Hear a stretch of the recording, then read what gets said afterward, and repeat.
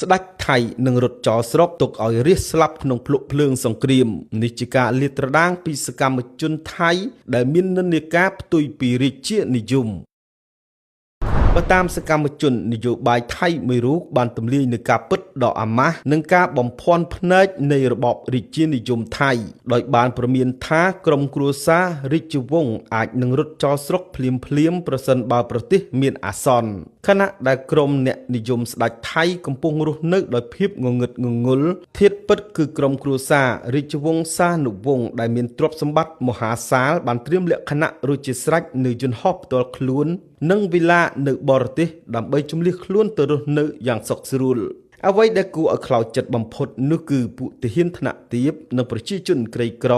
ត្រូវបានគេបោះបង់ចោលឲ្យធ្វើជាខែលការពារនិងស្លាប់ក្នុងសង្គ្រាមយ៉ាងវេទនាដើម្បីការពាររបបមួយដែលមិនបានផ្ដល់ផលប្រយោជន៍ពិតប្រាកដដល់ពួកគេការអះអាងអំពីភាពស្មោះត្រង់ចំពោះមុខរាស្ត្រគ្រាន់តែជាការភូតកុហកព្រោះបច្ចុប្បន្នមានមនុស្សរាប់ពាន់នាក់ដែលកំពុងរងចាំមើលការដួលរលំនិងការផ្លាស់ប្ដូររបបអាត្មានិយមមួយនេះ